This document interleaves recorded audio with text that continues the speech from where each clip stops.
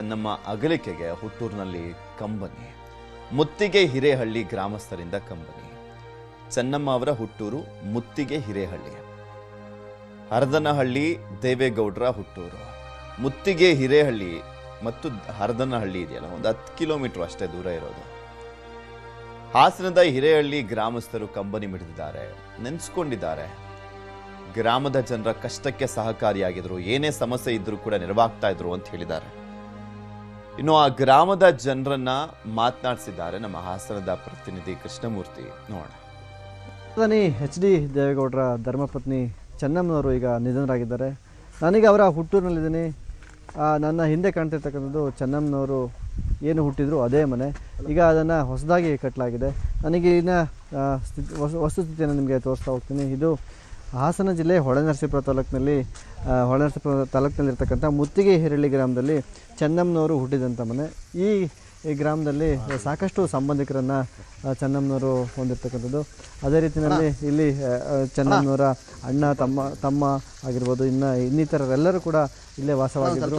ಅವರೆಲ್ಲರೂ ಕೂಡ ಚೆನ್ನಮ್ಮನವ್ರ ಜೊತೆ ಸಾಕಷ್ಟು ಒಡನಾಟವನ್ನು ಇಟ್ಕೊಂಡಿದ್ರು. ಯಾವುದೇ ಕಾರ್ಯಕ್ರಮ ಆದರೂ ಕೂಡ ಚೆನ್ನಮ್ಮನವರು ಈ ಗ್ರಾಮಕ್ಕೆ ಬಂದು ಸಂಬಂಧಿಕರನ್ನು ಮಾತಾಡಿಸಿ ಹೋಗ್ತಿದ್ರು. ಈ ಗ್ರಾಮಕ್ಕೆ ಒಂದು ದೇವಸ್ಥಾನವನ್ನು ಕೂಡ ಚೆನ್ನಮ್ಮನವರು ಕಟ್ಕೊಟ್ಟಿದ್ದಾರೆ ಎಂಬಂಥ ಮಾತನ್ನು ಇಲ್ಲಿನ ಗ್ರಾಮಸ್ಥರು ಕೂಡ ಹಂಚ್ಕೊಳ್ತಿದ್ರು. ನಮ್ಮರು ನಮ್ಮ ತಂದೆಯ ತಂಗಿ ಮಗಳು, ನಮ್ಮ ತಂದೆ ತಂಗಿ ಮಗಳು ಹರದನಹಳ್ಳಿ ನಮ್ಮದು. ಆವಾಗಿನಿಂದಲೂ ನಮ್ಮ ಚೆನ್ನಾಗಿ ಇಟ್ಕೊಂಡು ನಮ್ಮ ಇಲ್ಲೇ ಇಟ್ಕೊಂಡವ್ರ. ಅವ್ರ ತವ್ರ ಮನೆಯಲ್ಲೇ ಇದ್ದೀನಿ ನಾನು. ಅವ್ರು ಸುಮಾರು ದಿವಸದಿಂದಲೂ ಇಲ್ಲೇ ಇದ್ದು ಇಲ್ಲೇ ನೋಡ್ಕೊತಾವ್ರು, ನಮಗೆ ಚೆನ್ನಾಗಿ ನೋಡ್ಕೊತಾವ್ರು. ಏನೇ ಕಾರ್ಯಕ್ರಮ ಆದ್ರೂ ಕೂಡ ಚೆನ್ನಮ್ಮನವ್ರು ಬರ್ತಿದ್ರ, ನಿಮ್ಗೆಲ್ಲ ಮಾತಾಡಿಸ್ತಿದ್ರ? ಯಾವ ರೀತಿ ಕಾರ್ಯಕ್ರಮದಲ್ಲಿ ಭಾಗಿಯಾಗ್ತಿದ್ರಮ್ಮ? ಮಾತಾಡ್ಸರ್ಕಂದ್ರೆ ನಮ್ಮೆಲ್ಲರನ್ನೂ ಮಾತಾಡ್ಸ್ಕೊಂಡು ನಮ್ಗೇನು ಕೊಡಬೇಕೋ ಕೊಟ್ಟು ನಮ್ಮನ್ನು ಆಧರಿಸಿ ಎಲ್ಲನೂ ಚೆನ್ನಾಗಿ ನೋಡ್ಕೊಂಡು ಎಲ್ಲನೂ ಚೆನ್ನಾಗಿ ಹೋದ್ರು. ಎಲ್ಲನೂ ಮಾಡ್ಕೊಂಡು ಹೋಗೋದು ಚೆನ್ನಾಗಿದ್ರು. ಅವ್ರು ನೆಲ್ಕೊಂಡು ನಮ್ಮದು. ಈಗ ಅವ್ರು ಇದ್ದಿದ್ದು ನಿಮಗೂ ಒಂಥರ ಧೈರ್ಯವಾಗಿತ್ತು, ಯಾರೋ ಒಂದು ಬೆನ್ನೆಲುಬಾಗಿ ನಮ್ಮ ಜೊತೆ ಇದ್ದಾರೆ ಅಂತ ಇತ್ತು. ಈಗ ಅವ್ರನ್ನ ಕಳ್ಕೊಂಡಿದ್ದೀರಿ ಅಮ್ಮ? ಕಳ್ಕೊಂಡಿದ್ದೀವಿ. ಏನು ಮಾಡಿದ್ರಪ್ಪ, ಕಳ್ಕೊಂಡು ಮನೆಗೆ ಬರುತ್ತಾ ಏನು ಮಾಡೋಕ್ಕಾಗುತ್ತೆ. ಈಗ ಕೊನೆಯದಾಗಿ ಅಮ್ಮ ನೀವು ಯಾವಾಗ ಮಾತಾಡ್ಸಿದ್ರಿ? ಚೆನ್ನಮ್ಮನವ್ರು ಸಿಕ್ಕಿದಾಗ ನಿಮ್ಗೆ ಯಾವಾಗ ಸಿಕ್ಕಿದ್ರು? ಏನು ಮಾತಾಡಿದ್ರು? 2 ತಿಂಗಳಲ್ಲಿ ಹೋಗಿದ್ದೆ ಅಲ್ಲಿಗೆ. ನಾನು ಹೋಗಿದ್ದೆ ಬೆಂಗಳೂರಿಗೆ ನೋಡಬೇಕು ಅಂತವ. ಹೋಗಿ ಮಾತಾಡಿದ್ರು ನನ್ನ ಕೈಲಿ ಚೆನ್ನಾಗಿ. ಎಲ್ಲನೂ ಮಾತಾಡಿ ಇರವ ಬೆಳಿಗ್ಗೆ ಹೋಗಿವೆ ಅಂತ ಎಲ್ಲ ಮಾತಾಡಿ ಮನೆಗೆ ಹೋಗ್ಬೇಕನ್ನಕ್ಕಂತ ಹೇಳಿ ಚೆನ್ನಾಗಿ ಮಾತಾಡಿ ಬಂದು. ಯಾವ ರೀತಿ ಇದ್ರು ಸಂಬಂಧಿಕರ ಜೊತೆ, ಯಾವ ರೀತಿ ಒಡನಾಟವನ್ನು ಇಟ್ಕೊಂಡಿದ್ರು? ಸರ್ ತುಂಬ ಚೆನ್ನಾಗಿ ಒಡನಾಟ ಎಲ್ಲ ಇಟ್ಕೊಂಡಿದ್ರು ಸರ್. ನಾನು ಇವಾಗ 5 ಇಯರ್ಸ್ ಆಯಿತು ಮದುವೆಯಾಗಿ. ನನಗೆ ಅಷ್ಟು ಅವರು ನನಗೆ ಗೊತ್ತಿಲ್ಲ, ಇವಾಗ ಪರಿಚಯ ಆಗಿದೆ. ಇನ್ನು ಇದೇ ವಿಚಾರಕ್ಕೆ ಸಂಬಂಧಪಟ್ಟಂತೆ ಮಾತಾಡಲಿಕ್ಕೆ ದೇವೇಗೌಡ ಕುಟುಂಬದ ಅತ್ಯಾಪ್ತರಲ್ಲೊಬ್ಬರಾಗಿರುವಂಥ ಮಾಜಿ ಸಚಿವರಾಗಿರುವಂಥ ಸಾರಾ ಮಹೇಶ್ ಅವರು ನಮ್ಮ ಜೊತೆ ದೂರವಾಣಿ ಸಂಪರ್ಕದಲ್ಲಿದ್ದಾರೆ. ಸರ್ ನಮಸ್ಕಾರ. ಚೆನ್ನಮ್ಮ ಅವರು ಅಂದರೆ ಆಲ್ಮೋಸ್ಟ್ JDSನಲ್ಲಿ ಇರುವಂಥವ್ರು ಎಲ್ರಿಗೂ, ಕಾರ್ಯಕರ್ತರಿಗೆ ಆಗಲಿ ನಾಯಕರಾಗಲಿ ಒಂಥರ ತಾಯಿಯ ರೀತಿಯಲ್ಲೇ ಇದ್ದಂಥವ್ರು, ಎಲ್ಲರನ್ನೂ ಮಕ್ಕಳ ರೀತಿಯಲ್ಲೇ ನೋಡ್ಕೊಂಡಂಥವ್ರು. ಹೇಗೆ ನೆನಪಿಸ್ಕೊಂತೀರಾ ಅವ್ರನ್ನ?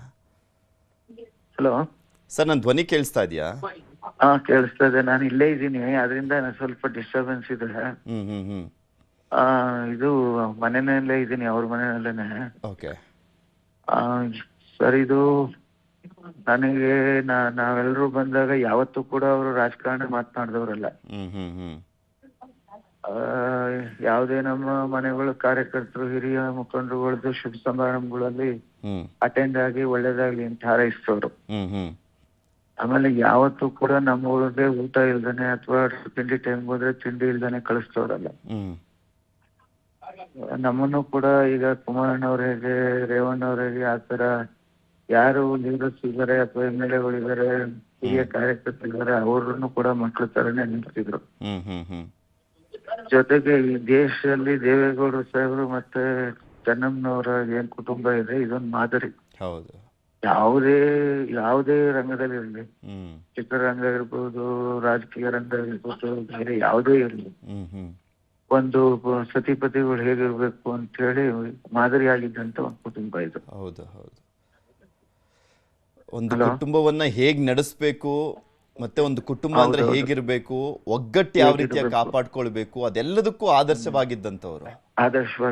ಜೊತೆಗೆ ಬೆಳಿಗ್ಗೆ 12 ಗಂಟೆ ಆಗ್ಲಿ 1 ಗಂಟೆ ಆಗ್ಲಿ ದೇವ್ರ ಪೂಜೆ ಮಾಡ್ದಾನೆ ಅವರು ನೀರು ಕೂಡ ಕುಡಿತಿರ್ಲಿಲ್ಲ. ಸಂಜೆ 4:15 ಗಂಟೆಗೆ ದೊಡ್ಡ ಸಾಹೇಬರು ಮತ್ತೆ ಅವರಿಬ್ರು ಒಟ್ಟಿಗೆ ಓದಕ್ ಕೂತ್ಕೊಂಡ್ರೆ ಇದನ್ನ ಪ್ರಾರ್ಥನೆ ಮಾಡಕ್ಕೆ 1-1.5 ಗಂಟೆ ಮಾಡೋರು. ಈ ದೇಶದಲ್ಲಿ ಒಂದು ನಮ್ಮಂತವ್ರು ಲಕ್ಷಾಂತರ ಜನಕ್ಕೆ ಈ ಇವರು ಒಂದು ಮಾದರಿಯನ್ನು ಅಂತ ಹೇಳುವಂಥದ್ದು. ಜೊತೆಗೆ ಅವ್ರ ಕೈನಲ್ಲಿ ಬಹಳಷ್ಟು ಜನ ಬಹುಶಃ ಈ ನೆನ್ನೆಯಿಂದ ಇಲ್ಲಿ ತನಕ ಬಂದು ಹೋಗಿರ್ತಕ್ಕಂಥ ಕಾರ್ಯಕರ್ತರು, ಮುಖಂಡರು ಅಥವಾ ರಾಜಕೀಯ ನಾಯಕರು ಯಾರಿದ್ದಾರೆ ಬಹಳಷ್ಟು ಜನ ಅವ್ರ ಕೈನಲ್ಲಿ ಊಟ ಮಾಡಿದ್ದಾರೆ.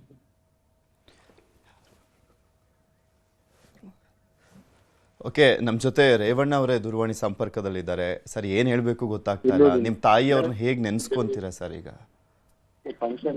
ಏನಿಲ್ಲ ಸರ್, ನಮ್ಮ ತಾಯಿ ದೇಶ ಕಳ್ಕೊಂಡ್ಬಿಟ್ಟೆ ಸರ್.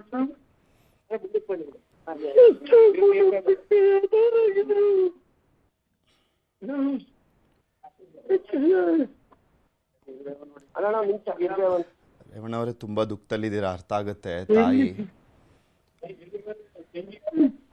ದೇಶ ಕಳ್ಕೊಂಡ್ಬಿಟ್ಟ ಸರ್.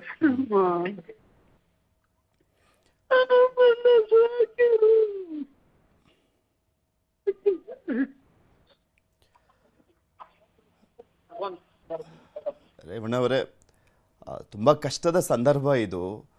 ಬಟ್ ನೀವು ಅಂದರೆ ತಾಯಿನ ಎಲ್ಲರೂ ತುಂಬ ಮಿಸ್ ಮಾಡ್ಕೊಳ್ತಾರೆ. ಬಟ್ ನೀವು ಅಂದರೆ ತುಂಬ ಪ್ರೀತಿ ಇತ್ತು ನಿಮಗೂ ಕೂಡ ಅಷ್ಟೇ. ತಾಯಿ ಅಂದರೆ ದೇವತೆ ರೀತಿಯಲ್ಲಿ ನೋಡ್ಕೊಳ್ತಾ ಇದ್ದಂಥವ್ರು. ನಿಮ್ಮ ಮನೇಲಿದ್ದಾಗ ಹೊಳೆ ನರಸೀಪುರದಲ್ಲೇ ಆಗಲಿ, ಪದ್ಮನಾಭ ನಗರದಲ್ಲೇ ಆಗಲಿ, ಒಂಥರ ಈ ಪ್ರತಿದಿನನೂ ಆಶೀರ್ವಾದ ಪಡ್ಕೊಳ್ತಾ ಇದ್ರಿ. ಇವತ್ತಿಲ್ಲ ಅನ್ನುವಂಥ ಸಂದರ್ಭ ನಿಜಕ್ಕೂ ಅದು ದೊಡ್ಡ ಸಂಕಷ್ಟ ಮತ್ತು ಒಂದು ಕಡೆ ನೋವು. ನಿಮ್ಗೆ ಯಾವ ರೀತಿಯ ಪೃಥ್ವಿ ರೇವಣ್ಣ ಅವರು ದುಃಖ ತಡೆಯಲಾರ್ದೇನೆ ಮಾಧ್ಯಮಕ್ಕೆ ಪ್ರತಿಕ್ರಿಯೆಯನ್ನ ಕೊಡಲು ನಿರಾಕರಣೆ ಮಾಡಿದ್ದಾರೆ. ಸದ್ಯಕ್ಕೆ ಅವರು ಅತೀವ ದುಃಖದಲ್ಲಿರುವ ಕಾರಣಕ್ಕಾಗಿ ಸ್ಥಳದಲ್ಲೇ ಒಂದು ಸ್ವಲ್ಪ ಹೊತ್ತು ಕಾಲ ವಿಶ್ರಾಂತಿಯನ್ನ ಪಡಿಬೇಕು. ಆನಂದ್ ಎಲ್ಲಿದ್ದಾರೆ ಈಗ? ರೇವಣ್ಣ ಅವ್ರು ಎಲ್ಲಿದ್ದಾರೆ? ಪೃಥ್ವಿ, ಈಗ ರೇವಣ್ಣ ಅವರು ಏನೋ ಮಾವಿನಕೆರೆಯ ರಂಗನಾಥ ಸ್ವಾಮಿ ಬೆಟ್ಟದ ತಪ್ಪಲಿನಲ್ಲಿ ಅಂತ್ಯಕ್ರಿಯೆಗಾಗಿ ಜಾಗವನ್ನ ಗುರುತು ಮಾಡಲಾಗಿದೆ. ಅದೇ ಜಾಗದಲ್ಲಿ ಸ್ಥಳ ಪರಿಶೀಲನೆಯನ್ನ ಮಾಡ್ತಾ ಇದ್ದಾರೆ. ಅವರು ಅಂದುಕೊಂಡಂತೆ ಎಲ್ಲವೂ ಕೂಡ ಸುಸೂತ್ರವಾಗಿ ನಡಿಬೇಕು, ಬಹಳ ಚೆನ್ನಾಗಿ ನಡಿಬೇಕು. ಯಾಕಂತ ಹೇಳಿದ್ರೆ ಚೆನ್ನಮ್ಮನವರು ಮಹಾನ್ ದೈವ ಭಕ್ತೆ. ಯಾವುದೇ ಒಂದು ಕಿಂಚಿತ್ತು ಕೂಡ ಯಾವುದು ಕಡಿಮೆ ಆಗ್ಬಾರ್ದು ಆ ನಿಟ್ಟಿನಲ್ಲಿ ಜಾಗಕ್ಕೆ ಖುದ್ದು ತಾವೇ ಬಂದು ಇಲ್ಲಿ ನಡೀತಾ ಇರುವಂತ ಕೆಲಸಗಳನ್ನ ಪರಿಶೀಲನೆಯನ್ನ ಮಾಡಿಸ್ತಾ ಇದ್ದಾರೆ. ವಾಸ್ತು ಪ್ರಕಾರವೇ, ಅಂದ್ರೆ ರೇವಣ್ಣ ಅವರು ಸಾಮಾನ್ಯವಾಗಿ ಎಲ್ಲದರಲ್ಲೂ ವಾಸ್ತು ನೋಡುವ ಹಿನ್ನೆಲೆಯಲ್ಲಿ ವಾಸ್ತು ಪ್ರಕಾರವೇ ಎಲ್ಲವನ್ನೂ ಕೂಡ ಆಗ್ಬೇಕು ಅಂತೇಳಿ ಈಗಾಗಲೇ ತೋಟದ ಒಂದು ಭಾಗದಲ್ಲಿ ಇದ್ದಂತಹ ತೆಂಗಿನ ಮರವನ್ನು ಕೂಡ ಕಡಿಸಿ ಇದೇ ಜಾಗದಲ್ಲಿ ತಾಯಿಯ ಅಂತ್ಯಕ್ರಿಯೆ ಆಗ್ಬೇಕು, ಇದೇ ಜಾಗದಲ್ಲಿ ಅವ್ರನ್ನ ಕೊನೆಯದಾಗಿ ಇದನ್ ಮಾಡ್ಬೇಕು ಅಂತೇಳಿ ಈಗಾಗಲೇ ಸ್ಥಳದಲ್ಲೇ ಇದ್ದಾರೆ. ಜೊತೆಗೆ ಏನು ಶ್ರವಣ ಬೆಳಗುದ ಶಾಸಕರಾದಂತಹ ಕೃಷ್ಣ ಅವರು ಸಹ ರೇವಣ್ಣ ಅವ್ರ ಜೊತೆ ಸಾಥನ್ನ ನೀಡ್ತಾ ಇದ್ದಾರೆ. ಬರುವಂತ ಎಲ್ಲಾ ಕರೆಗಳಲ್ಲೂ ಕೂಡ ರೇವಣ್ಣ ಅವರು ಹೇಳ್ತಾ ಇರುವಂತದ್ದು ಒಂದೇ ಮಾತು, ನಾನು ನನ್ನ ತಾಯಿಯನ್ನ ಕಳೆದುಕೊಂಡು ದಿಕ್ಕು ತೋಚದಂತಾಗಿದ್ದೇನೆ, ನನಗೆ ಮಾತನಾಡಲು ಕೂಡ ಆಗ್ತಾ ಇಲ್ಲ ಅಂತ ಪ್ರತಿಯೊಬ್ಬರು ಬಳಿಯೂ ಸಹ ಅದರನ್ನ ತೋಡ್ಕೊಳ್ತಾ ಇರುವಂತದ್ದು ಪೃಥ್ವಿ. ಅವ್ರನ್ನ ಯಾರೆಲ್ಲ ಸಮಾಧಾನ ಮಾಡ್ತಾ ಇದ್ದಾರಲ್ಲಿ, ಬಿಕಾಸ್ ತುಂಬ ಒಂಥರ ಹೆಚ್ಚಿನ ಒಡನಾಟ ಇದ್ದಿದ್ದಂಥವರಲ್ಲಿ ರೇವಣ್ಣ ಅವರು ಕೂಡ ಒಬ್ಬರು. ಏಕೆಂದರೆ 6 ಜನ ಮಕ್ಕಳು ಹೌದು, ಆದರೆ ಯಾವಾಗ್ಲೂ ರೇವಣ್ಣ ಅವರು ಪ್ರತಿ ಬಾರನೂ ಯಾವುದೇ ಒಂದು ನಿರ್ಧಾರ ಆಗಲಿ ಅಥವಾ ಎಲ್ಲೇ ಹೋಗಲಿ ತನ್ನ ತಾಯಿ ಆಶೀರ್ವಾದವನ್ನು ಪಡ್ಕೊಳ್ತಾ ಇದ್ರು. ಹೊಳೆ ನರಸೀಪುರದಲ್ಲಿ ಇದ್ದಂಥ ಸಂದರ್ಭದಲ್ಲೂ ಕೂಡ ಅಷ್ಟೇ. ರೇವಣ್ಣ ಅವರು ಅಂದರೆ ಇನ್ನೂ ಒಂದು ಸ್ವಲ್ಪ ಒಂದು ಕೈ ಜಾಸ್ತಿನೇ ಪ್ರೀತಿ ಇದ್ದಿದ್ದು. ಖಂಡಿತವಾಗಿಯೂ ಪೃಥ್ವಿ, ಇದೇ ಮಾತನ್ನ ಎಚ್ ಡಿ ರೇವಣ್ಣ ಅವರು ಹೇಳ್ತಾ ಇರುವಂತದ್ದು. ನನ್ನ ತಾಯಿಯನ್ನ ಕಳೆದುಕೊಂಡು ನನಗೆ ಏನೂ ತೋಚುತ್ತಾ ಇಲ್ಲ, ದಿಕ್ಕೇ ತೋಚದಂತಾಗಿದೆ. ನಿನ್ನೆವರೆಗೂ ಕೂಡ ನನ್ನ ತಾಯಿಯನ್ನ ಉಳಿಸಿಕೊಳ್ಳುವ ಎಲ್ಲಾ ಪ್ರಯತ್ನವನ್ನು ಕೂಡ ಮಾಡಿದ್ದೆ, ಎಲ್ಲಾ ದೇವರನ್ನು ಕೂಡ ಬೇಡಿದ್ದೆ, ಆದ್ರೆ ಆ ಕೆಲಸ ಆಗ್ಲಿಲ್ಲ. ಆ ಹಿನ್ನೆಲೆಯಲ್ಲಿ ನನಗೆ ಏನು ಮಾಡ್ಬೇಕು, ಏನ್ ಬಿಡ್ಬೇಕು ಅನ್ನುವಂಥದ್ದು ಕೂಡ ಗೊತ್ತಾಗ್ತಾ ಇಲ್ಲ ಅಂತ ಎಲ್ಲ ಅಂದ್ರೆ ಪ್ರತಿಯೊಬ್ಬ ಕಾರ್ಯಕರ್ತರು ಇರ್ಬೋದು, ಗ್ರಾಮ ಇರ್ಬೋದು, ಎಲ್ಲರ ಜೊತೆಗೂ ಕೂಡ ಅಳುತ್ತಾನೆ ಮಾತನಾಡ್ತಾರೆ. ಮತ್ತೊಂದು ಕಡೆಯಾಗಿ ಯಾವುದೇ ರೀತಿಯಲ್ಲೂ ಕೂಡ ಅಂತ್ಯಕ್ರಿಯೆಯಲ್ಲಿ ಒಂದು ಚ್ಯುತಿಯೂ ಕೂಡ ಬರಬಾರ್ದು, ನನ್ನ ತಾಯಿಯ ಆಸೆಯಂತೆ ಅಂತ್ಯಕ್ರಿಯೆ ಆಗ್ಬೇಕು ಅನ್ನುವ ನಿಟ್ಟಿನಲ್ಲೂ ಖುದ್ದು ಸ್ಥಳಕ್ಕೆ ಬಂದು ಅರ್ಧ ಗಂಟೆಯಿಂದಲೂ ಸಹ ಒಂದು ರೂಟ್ ಮ್ಯಾಪ್ ಅನ್ನು ಹಾಕೊಂಡಿದ್ದಾರೆ. ಅದರಂತೆ ಎಲ್ಲವೂ ಕೂಡ ಆಗಬೇಕು ಅಂತೇಳಿ ಇಲ್ಲಿ ತಮ್ಮ ಸ್ಥಳೀಯ ಕಾರ್ಯಕರ್ತರು ಇರ್ಬೋದು, JDS ನ ಮುಖಂಡರು ಇರ್ಬೋದು, ಹಾಗೂ ಪೊಲೀಸ್ ಅಧಿಕಾರಿಗಳಿಗೂ ಕೂಡ ಒಂದಷ್ಟು ಸೂಚನೆಗಳನ್ನು ಸಹ ಕೊಡ್ತಾ ಇರುವಂತದ್ದು ಪೃಥ್ವಿ. ಓಕೆ, ಧನ್ಯವಾದ ಆನಂದ್ ನಿಮ್ಮೆಲ್ಲ ಮಾಹಿತಿಗಾಗಿ. ಸರ್, ರೇವಣ್ಣ ಅವರು ಫೋನ್ ಸಂಪರ್ಕ ಸಿಕ್ಕಿದ್ರು, ಬಟ್ ನೋವು ತಡ್ಕೊಳ್ಳೋಕ್ಕೆ ಆಗ್ತಾ ಇಲ್ಲ ಅವ್ರ ಕೈಯಲ್ಲಿ. ತಾಯಿಯನ್ನು ಕಳ್ಕೊಂಡು ಬಳಿಕ ಯಾರ ಹತ್ರನೇ ಮಾತಾಡಲಿ ಅಥವಾ ತಾಯಿ ನೆನಪಾದಂಥ ಈ ಸಂದರ್ಭ ಇದೆಯಲ್ಲ, ಅವರಿಲ್ಲ ನಮ್ಮ ಜೊತೆ ಅಂತ ಬಂದಾಗ ಎಂಥ ಅವರ ಕರಳಾದರೂ ಕಿವುಚುತ್ತೆ. ಒಂದು ಕಡೆ ಕುಮಾರಸ್ವಾಮಿಯವರು ತನ್ನ ತಾಯಿಯ ಪಾರ್ಥಿವ ಶರೀರದ ಮುಂದೆ ಅಳ್ತಾ ಇದ್ದಾರೆ. ಇನ್ನು ರೇವಣ್ಣ ಅವರು ಅಲ್ಲಿ ವ್ಯವಸ್ಥೆ ಸಿದ್ಧತೆಯನ್ನು ನೋಡ್ಕೊಳ್ತಾ ಅಳ್ತಾ ಇದ್ದಾರೆ. 6 ಜನ ಮಕ್ಕಳು ಚೆನ್ನಮ್ಮ ಅವರಿಗೆ, 4 ಜನ ಗಂಡು ಮಕ್ಕಳು, HD ಬಾಲಕೃಷ್ಣ, ಅದಾದ ನಂತರ ರೇವಣ್ಣ ಅವರು, ಅದಾದ ಮೇಲೆ ಕುಮಾರಸ್ವಾಮಿ ಅವರು, ನಂತರ ರಮೇಶ್ ಅವರು, ಅನಸೂಯ ಅವರು, ಶೈಲಜಾ ಅವರು, 4 ಗಂಡು ಮಕ್ಕಳು, 2 ಹೆಣ್ಮಕ್ಳು.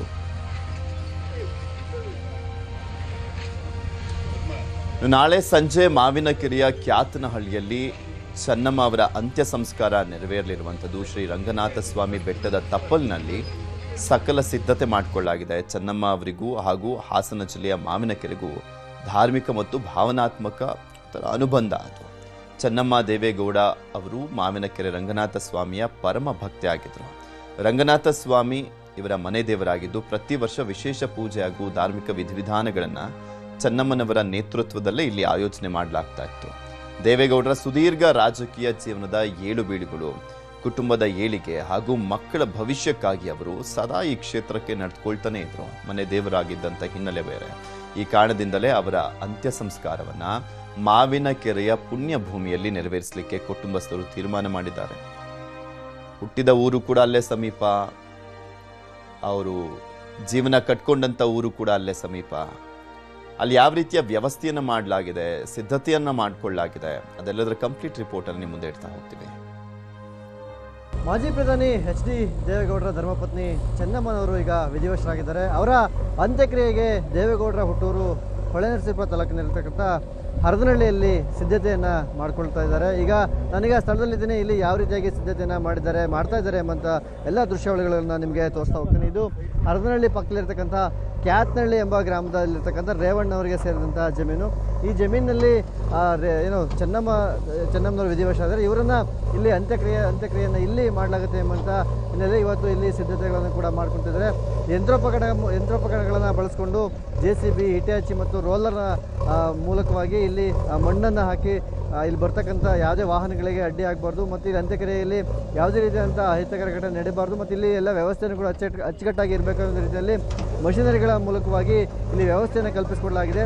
ಚೆನ್ನಮ್ಮನವರು ಮೊದಲಿನ ಕೂಡ ಅಪ್ಪಟ ದೈವ ಭಕ್ತರಾಗಿದ್ದು ದೇವೇಗೌಡರ ಅವರ ಮನೆ ದೇವರಾಗಿರ್ತಕ್ಕಂಥ ರಂಗನಾಥ ಸ್ವಾಮಿ ಬೆಟ್ಟದ ತಪ್ಪಲಿನಲ್ಲೇ ಅಂತ್ಯಕ್ರಿಯೆ ಮಾಡಬೇಕು ಅನ್ನೋದು ಇಚ್ಛೆಯನ್ನು ವ್ಯಕ್ತಪಡಿಸಿದಂಥ ಹಿನ್ನೆಲೆಯಲ್ಲಿ ಇವತ್ತು ಅವರ ಇಚ್ಛೆಯಂತೆ ರಂಗನಾಥ ಸ್ವಾಮಿ ಬೆಟ್ಟದ ತಪ್ಪಲಿನಲ್ಲಿರ್ತಕ್ಕಂಥ ಜಾಗದಲ್ಲಿ ಅವರ ಅಂತ್ಯಕ್ರಿಯೆಯನ್ನು ಮಾಡಲಾಗ್ತದೆ. ಬಾಲಕೃಷ್ಣ ಅವರ ಜೊತೆ ಇದ್ದಾರೆ, ಅವರು ಕೂಡ ಮಾತಾಡಿಸ್ತಾ ಹೋಗ್ತೀನಿ.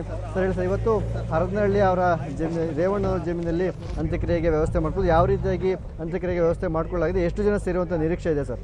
ಸರ್, ಈಗ ಈ ಹಾಸನ ಜಿಲ್ಲೆ ಹೊರತುಪಡಿಸಿ ನಾನಾ ಜಿಲ್ಲೆಗಳಿಂದನೂ ಕೂಡ ಬರ್ತಕ್ಕಂಥದ್ದಕ್ಕೆ ಈಗಾಗಲೇ ಜನ ಇದಾಗಿದೆ. ಸೊ ಈಗ ಅವರ ಹುಟ್ಟಿ ಬೆಳೆದು ಬದುಕನ್ನು ಸೃಷ್ಟಿಸ್ಕೊಂಡಂಥ ಕ್ಷೇತ್ರ ಹೊಳೆನರಸೀಪುರ ಕ್ಷೇತ್ರ, ಹಾಸನ ಜಿಲ್ಲೆ. ಇವತ್ತು ಜಿಲ್ಲೆಯಾದ್ಯಂತ ಮೈಸೂರು, ಕೊಡಗು, ಚಿಕ್ಕಮಗಳೂರು, ತುಮಕೂರು, ಈ ಮಂಡ್ಯ ಜಿಲ್ಲೆಯ ಭಾಗದಿಂದನೂ ಕೂಡ ಹೆಚ್ಚು ಬರ್ತಾರೆ. ಈಗಾಗಲೇ ಬ್ಯಾಂಗ್ಳೂರಲ್ಲೂ ಕೂಡ ನಿವಾಸದಲ್ಲಿ ಅಂತಿಮ ನಮನ ಸಲ್ಲಿಸಿದ್ದಾರೆ. ಇದು ಅಲ್ಲಿ ಮೈದಾನದಲ್ಲೂ ಕೂಡ ಈಗ ಅದು ಸಾರ್ವಜನಿಕರ ಇದು ಹಿತದೃಷ್ಟಿಯಿಂದ ಅಲ್ಲೇ ಒಂದು ಪಾರ್ಥಿವ ಇಡಲಾಗಿದೆ. ಅಲ್ಲೂ ಕೂಡ 11 ಗಂಟೆ ತನಕ ಕೂಡ ಅಲ್ಲಿ ಒಂದು ಗೌರವ ಸಮರ್ಪಣೆ ಮಾಡ್ತಕ್ಕಂಥ, ಶ್ರದ್ಧಾಂಜಲಿ ಅರ್ಪಿಸ್ತಕ್ಕಂಥ ಕಾರ್ಯಕ್ರಮ ನಡೀತಿದೆ. ಅದಾದಮೇಲೆ ಬೈ ರೋಡ್ ಮೂಲಕ ಬರುವಂಥ ಸಂದರ್ಭದಲ್ಲಿ ಎಲ್ಲ ಕಡೆ ನೆಲಮಂಗಲದಿಂದ ಹಿಡಿದು ಇವತ್ತು ತುಮಕೂರು ಜಿಲ್ಲೆ, ಆಮೇಲೆ ಮಂಡ್ಯ ಜಿಲ್ಲೆ ಆ ಭಾಗದಲ್ಲಿ ಏನು NH ಬರ್ತಕ್ಕಂಥ ಇದರಲ್ಲಿ ಎಲ್ಲ ಕಡೆ ಒಂದು ನಮನವನ್ನು ಸಲ್ಲಿಸ್ತಕ್ಕಂಥದ್ದಕ್ಕೆ ಈಗಾಗಲೇ ಜನರು ಸಿದ್ಧತೆಗಳನ್ನು ಮಾಡ್ಕೊಂಡಿದ್ದಾರೆ. ನಮ್ಮ ಹಾಸನ ಜಿಲ್ಲೆ ಕಿರಿಸೇವೆ ಗಡಿಯಿಂದ ಹಿರಿಸೇವೆಗೆ ಬಂದು ಹಿರಿಸೇವೆ ಮೂಲಕ ಪ್ರತಿ ಗ್ರಾಮಗಳ ಹತ್ರನೂ ಕೂಡ ಜನ ಅವರ ಪಾರ್ಥಿವ ಶರೀರವನ್ನು ನಿರೀಕ್ಷಿಸಿ ಅಂತಿಮ ನಮನವನ್ನು ಸಲ್ಲಿಸ್ತಕ್ಕಂಥದ್ದಕ್ಕೆ ನಿರೀಕ್ಷಿಸ್ತಾ ಇದ್ದಾರೆ. ಅದಾದ ಚನ್ನರಾಯಪಟ್ಟಣ ತಾಲೂಕು ಕಚೇರಿ, ಆ ಮೂಲಕ ಹಾಸನ ಡೈರಿ ವೃತ್ತ, NR ವೃತ್ತ ಮತ್ತು ಆಮೇಲೆ ಹೊಳೆನರಸೀಪುರ ತಾಲೂಕಿಗೆ ಪಾರ್ಥಿವ ಬರ್ತಕ್ಕಂಥದ್ದಕ್ಕೆ ಅವಕಾಶ ಆಗ್ತಾ ಇದೆ. ನಾಳೆ ಚೆನ್ನಮ್ಮನವರ ಅಂತ್ಯಕ್ರಿಯೆ ನಡೆಯುತ್ತೆ. ಈ ವೇಳೆ ರಾಜ್ಯ ಮಾತ್ರ ಅಲ್ಲ, ದೇಶದ ಗಣ್ಯಾತಿ ಗಣ್ಯರು ಇಲ್ಲಿ ಬಂದು ಭಾಗಿಯಾಗುವಂಥ ನಿರೀಕ್ಷೆಯನ್ನು ಇಟ್ಕೊಂಡಿದ್ದೀವಿ. ಆದ್ದರಿಂದ ಇಲ್ಲಿ ಸಕಲ ರೀತಿಯಲ್ಲಿ ಸಿದ್ಧತೆಗಳನ್ನು ಮಾಡ್ಕೊಳ್ಬೇಕಾಗುತ್ತೆ. ಮಾಜಿ ಪ್ರಧಾನಿ HD ದೇವೇಗೌಡರ ಕುಟುಂಬದ ಎಲ್ಲ ಸದಸ್ಯರು ಈ ಅಂತ್ಯಕ್ರಿಯೆಯಲ್ಲಿ ಭಾಗಿಯಾಗ್ತಾರೆ ಎಂಬಂಥ ಅಭಿಪ್ರಾಯವನ್ನು ಶ್ರವಣಬೆಳಗೊಳ ಶಾಸಕ CN ಬಾಲಕೃಷ್ಣ ಹೇಳ್ತಿರ್ತಕ್ಕಂಥದ್ದು. ಕ್ಯಾಮ್ರಾ ಪರ್ಸನ್ ರಾಹುಲ್ ಜೊತೆ ಕೃಷ್ಣ ಹೆಬ್ಬೇಡು, ನ್ಯೂಸ್ 18 ಹಾಸನ. ಚೆನ್ನಮ್ಮ ಅವರ ಬಗ್ಗೆ ಇನ್ನಷ್ಟು ಮಾಹಿತಿಯನ್ನು ನಿಮ್ಮ ಮುಂದೆ ಇಡ್ತಾ ಹೋಗ್ತೀವಿ. ಆದರೆ ಅದಕ್ಕೂ ಮುಂಚೆ ಒಂದು ಸ್ಮಾಲ್ ಬ್ರೇಕ್.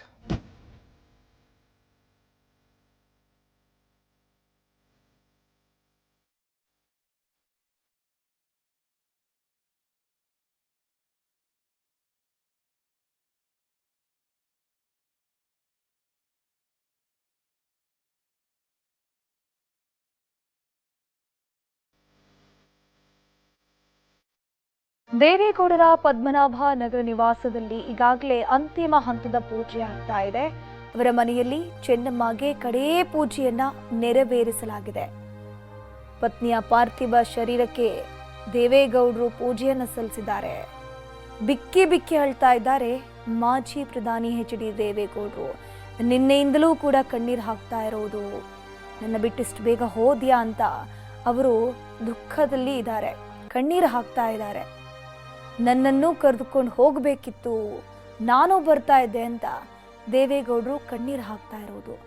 ಪಾರ್ಥಿವ ಶರೀರಕ್ಕೆ ಕಡೆ ಪೂಜೆ ಸಲ್ಲಿಕೆ ಮಾಡಲಾಗಿರುವಂತಹ ದೃಶ್ಯವನ್ನ ನೀವು ಸ್ಕ್ರೀನ್ನಲ್ಲಿ ನೋಡ್ತಾ ಇದ್ದೀರಾ. ದೇವೇಗೌಡರ ಕೈಯಲ್ಲೇ ಆ ಪೂಜೆ ಆಗಬೇಕು, ಅವರ ಕೈಯಿಂದಾನೇ ಪೂಜೆಯನ್ನ ನೆರವೇರಿಸಲಾಗಿದೆ.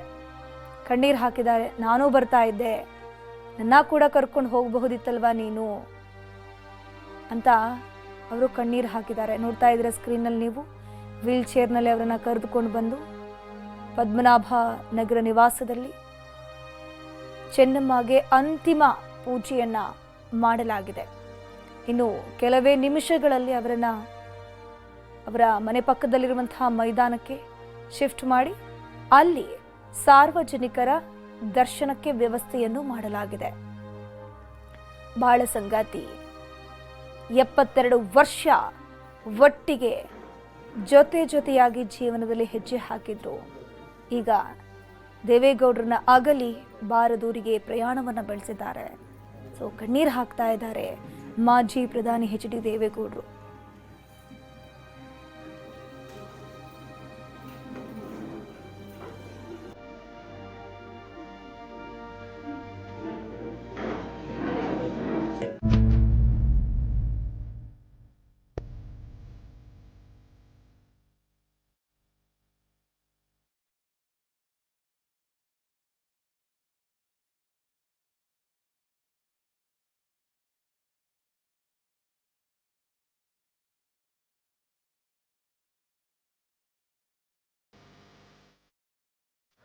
ದೇವೇಗೌಡರ ಕುಟುಂಬದ ಗೌಡ್ತಿ ಚನ್ನಮ್ಮ ಅವರು ಇನ್ನಿಲ್ಲ ಅನ್ನುವಂಥ ಸುದ್ದಿ ಸಹಜವಾಗಿ ಅವರ ಕುಟುಂಬದಲ್ಲಿ ದೊಡ್ಡ ನೋವನ್ನು ತಂದಿರುವಂಥದ್ದು.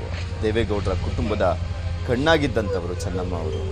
ಸಾಕಷ್ಟು ಜನ ಗಣ್ಯರು ಬಂದು ಅಂತಿಮ ದರ್ಶನವನ್ನು ಪಡ್ಕೊಳ್ತಾ ಇದ್ದಾರೆ ಇದೇ ಸಂದರ್ಭದಲ್ಲಿ.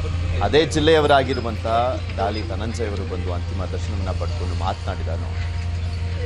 ದೇವೇಗೌಡರು ಸರ್ಗೆ, ಕುಮಾರಣ್ಣ ಮತ್ತು ಇಡೀ ಕುಟುಂಬಕ್ಕೆ ಈ ನೋವನ್ನು ಭರಿಸೋ ಶಕ್ತಿ ಭಗವಂತ ಕೊಡಲಿ ಅಂತ ಹೇಳಿ ಪ್ರಾರ್ಥಿಸ್ತೀನಿ. ಏಕೆಂದರೆ ಒಂದು ಭಾಳ ದೊಡ್ಡ ಬೇರು. ಇತ್ತೀಚೆಗೆ ನಮ್ಮ ಅಜ್ಜಿ ಕೂಡ ಒಂದು 90 ವರ್ಷ ಮಿಸ್ ಆಗಿದ್ದವರು. ಸೊ ಆ ಥರದ್ದು ಬೇರುಗಳು ಉಳಿದಾಗ ಅದು ಎಷ್ಟು ಕಷ್ಟ ಅದನ್ನು ತಗೊಳ್ಳೋದು ಅಂತ ನಮಗೆ ಗೊತ್ತು. ಹಂಗೆ ನೂರಾರು ಮಕ್ಕಳನ್ನು ಸಾಕಿ ಏನು ಚೆನ್ನಾಗಿ ಬೆಳೆಸಿದಂಥ ತಾಯಿ. ಸೊ ಆತ್ಮಕ್ಕೆ ಶಾಂತಿ ಸಿಗಲಿ, ಇಡೀ ಕುಟುಂಬಕ್ಕೆ ನೋವು ಭರಿಸೋ ಶಕ್ತಿ ದೇವ್ರು ಕೊಡಲಿ ಅಂತ ಹೇಳಿ ಪ್ರಾರ್ಥಿಸ್ತೀನಿ.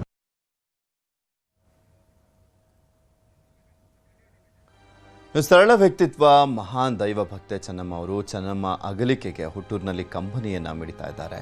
ಮುತ್ತಿಗೆ ಹಿರೇಹಳ್ಳಿ, ಇದು ಚೆನ್ನಮ್ಮ ಅವರ ಹುಟ್ಟೂರು. ಆ ಗ್ರಾಮಸ್ಥರು ಚೆನ್ನಮ್ಮ ಅವರ ಬಗ್ಗೆ ಮಾತನಾಡಿದ್ದಾರೆ. ನಮ್ಮ ಪ್ರತಿನಿಧಿ ಅಲ್ಲಿರುವಂಥ ಜನರನ್ನ ಮಾತನಾಡಿಸಿದ್ದಾರೆ. ಎಲ್ಲರಿಗೂ ಊಟ ಹಾಕಿ ವಿದ್ಯಾಭ್ಯಾಸ ಎಲ್ಲ ಕೊಡೋರು ಬಡವರಿಗೆ ಗೊತ್ತಿಲ್ಲ ಸರ್. ನೀವು ಚಿಕ್ಕದಲ್ಲಿದ್ದಾಗಲೂ ಕೂಡ ಬಡತನದಲ್ಲಿದ್ದಾನೆ ಅವರು ದೇವೇಗೌಡರಿಗೆ ನೆರವಾಗಿದ್ದಂಥವ್ರು. ರಾಜಕೀಯದಲ್ಲಿ ಎಷ್ಟೇ ಸೋಲು ಅನುಭವಿಸ್ಲಿ, ಗೆಲುವು ಅನುಭವಿಸ್ಲಿ, ದೇವೇಗೌಡರ ಬೆನ್ನಿಗೆ ನಿಂತಿದ್ದವರು ಚೆನ್ನಮ್ಮ ಅವರು. ನೀವು ಕಂಡಂತೆ ಚೆನ್ನಮ್ಮ ಅವರು ನಿಮ್ಮ ಗೆಲುವನ್ನು ಕೂಡ ರಾಜಕೀಯದ ಬೆನ್ನೆಲುಬು ಕೂಡ ಅವರಾಗಿದ್ದರು ಸರ್. ಇದ್ರ ಬಗ್ಗೆ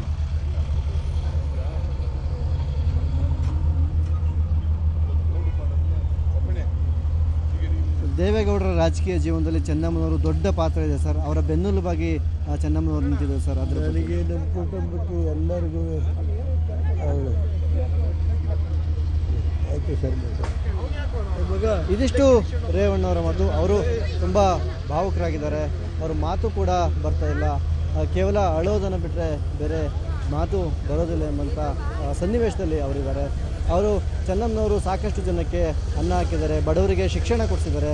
ನನ್ನ ತಾಯಿ ಅಂತೇಳಿ ದೇವರಿಗೆ ಸಮಾನ ಆಗಿದ್ದಂಥವರು. ಅವ್ರನ್ನ ಕಳೆದುಕೊಂಡು ಈಗ ನಾವು ಕೂಡ ಅನಾಥರಾಗಿದ್ದೀರಿ ಎಂಬಂಥ ಮೂಕ ರೋದನೆಯನ್ನು ಅವರು ಇಲ್ಲಿ ಹಾಸನದಲ್ಲಿ ವ್ಯಕ್ತಪಡಿಸಿದ್ದಾರೆ. ಅವರ ಅಂತ್ಯಕ್ರಿಯೆಯನ್ನು ಮಾಡುವಂಥ ಜಾಗದಲ್ಲಿ ಹರದನಹಳ್ಳಿ ಇದೆ. ಹರದನಹಳ್ಳಿ ಪಕ್ಕದ 2 ಕಿಲೋಮೀಟರ್ ಅಂತರಲ್ಲಿರ್ತಕ್ಕಂಥ ತಮ್ಮ ಜಮೀನಿನಲ್ಲಿ ಅಂತ್ಯಕ್ರಿಯೆ ಮಾಡಲಿಕ್ಕೆ ಈಗ ಸಿದ್ಧತೆಯನ್ನು ರೇವಣ್ಣವರು ಖುದ್ದು ನಿಂತು ಭಾವುಕರಾದರೂ ಕೂಡ ಅವರ ಏನು ಭಾವುಕತೆಯನ್ನು ತೋರಿಸ್ಕೊಳ್ಳೋದನ್ನೇ ಈಗ ಇಲ್ಲಿ ಮೂಕ ರೋದನೆಯೊಂದಿಗೆ ಸಿದ್ಧತೆಯನ್ನು ಪರಿಶೀಲನೆಯನ್ನು ರೇವಣ್ಣವರು ಮಾಡ್ತಿದ್ದಾರೆ. ಕ್ಯಾಮ್ರಾ ಪರ್ಸನ್ ರಾಹುಲ್ ಜೊತೆ ಕೃಷ್ಣ ಇಬ್ಬೀಡು, ನ್ಯೂಸ್ 18 ಹಾಸನ. ರೇವಣ್ಣವರು ಸ್ಥಳದಲ್ಲೇ ಇದ್ದು ಎಲ್ಲ ವ್ಯವಸ್ಥೆ ಸಿದ್ಧತೆಯನ್ನು ನೋಡ್ಕೊಳ್ತಾ ಇದ್ದಾರೆ. ತುಂಬ ನೋವಲ್ಲಿರುವಂಥ ಸಂದರ್ಭದಲ್ಲೂ ಕೂಡ ತನ್ನ ತಾಯಿಯ ಕೊನೆಯ ಆಸೆಯಂತೆ ಅವರ ಅಂತ್ಯಕ್ರಿಯೆ ಯಾವ ರೀತಿ ಆಗಬೇಕು, ಹೇಗಿರಬೇಕು ಅನ್ನುವಂಥದ್ರ ಬಗ್ಗೆ ಎಲ್ಲ ಅವರೇ ನೋಡ್ಕೊಳ್ತಾ ಇದ್ದಾರೆ.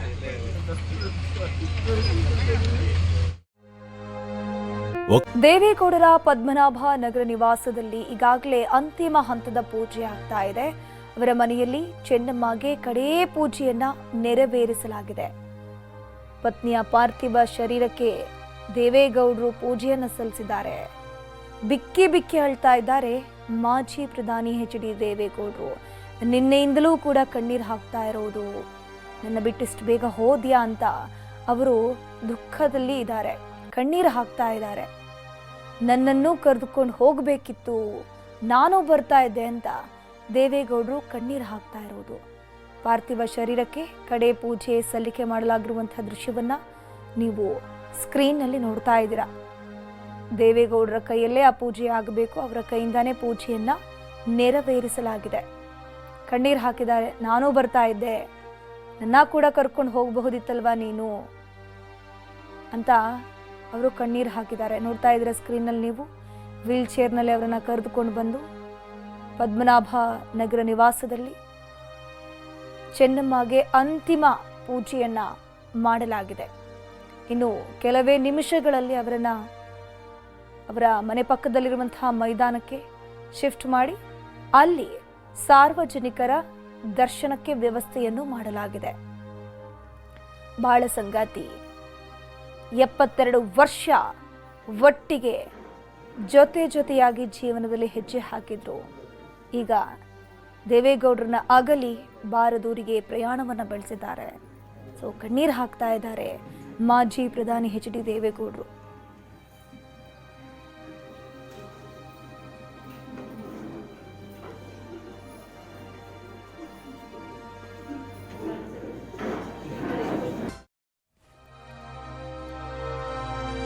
ಚೆನ್ನಮ್ಮ ಅವರು ಇನ್ನಿಲ್ಲ, ಬಟ್ ಅವರು ಹಾಕ್ಕೊಟ್ಟಂಥ ದಾರಿ, ಅವರ ವ್ಯಕ್ತಿತ್ವ ಎಲ್ಲರಿಗೂ ಆದರ್ಶ ಆಗಿರುವಂಥದ್ದು. ಪ್ರತಿಯೊಬ್ಬರೂ ಕೂಡ ಚೆನ್ನಮ್ಮ ಅವರು ಯಾವ ರೀತಿಯಾಗಿ ದೇವೇಗೌಡರ ಕುಟುಂಬದ ಕಣ್ಣಾಗಿದ್ರು, ದೇವೇಗೌಡರ ಕುಟುಂಬವನ್ನು ಬೆಳೆಸ್ಕೊಂಡು ಬಂದರು, ದೇವೇಗೌಡರ ಕುಟುಂಬಕ್ಕೆ ಶಕ್ತಿಯಾಗಿದ್ರು. ದೇವೇಗೌಡರಿಗೆ ಸ್ವತಃ ಎಂತಹ ಸೋಲಾಗಲಿ ಗೆಲುವಾಗಲಿ ಎಲ್ಲ ಸಂದರ್ಭದಲ್ಲೂ ಕೂಡ ಜೊತೆಯಾಗಿ ಇದ್ದು, ಎಲ್ಲೂ ದೇವೇಗೌಡರು ಕುಗ್ಗದ ರೀತಿಯಲ್ಲಿ ಮಾನಸಿಕ ಶಕ್ತಿಯಾಗಿ ಇದ್ದಂಥವರು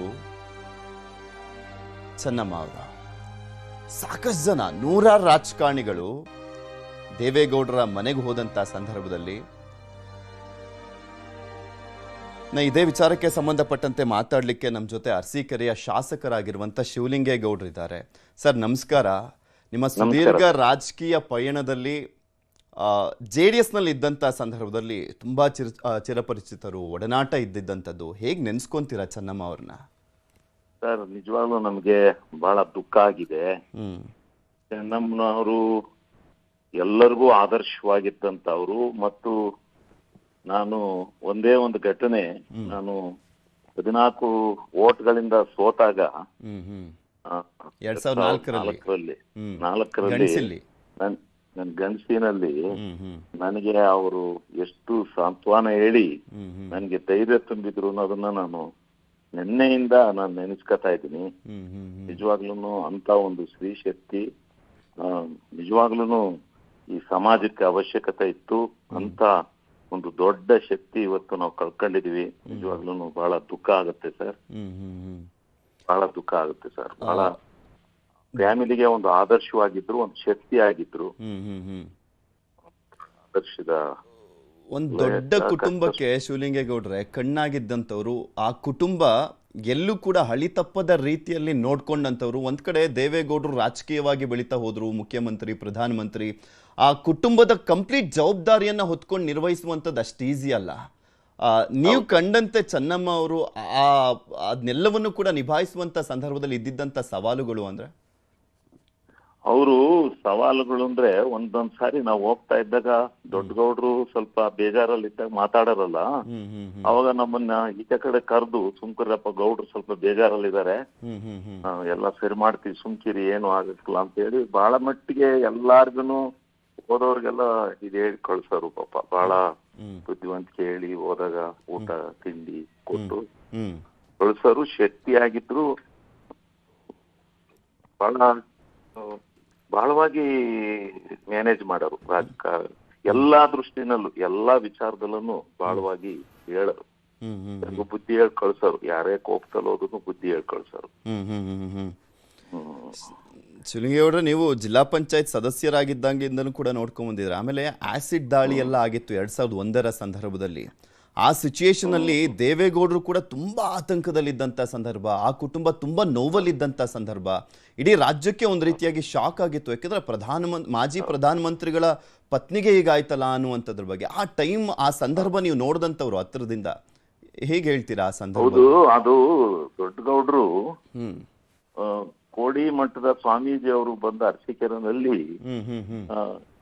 ಶಾಸ್ತ್ರ ಕೇಳುವಾಗ ಇದು ಮನೆಯ ಗುಟ್ಟು ಕೈಲಾಸನಾಥನ ಸಾನ್ನಿಧ್ಯದಲ್ಲಿ ಮನೆಯ ಗುಟ್ಟು ರೊಟ್ಟಾದೀತು ಎಚ್ಚರಿಕೆ ಅಂತ ಬತ್ತು.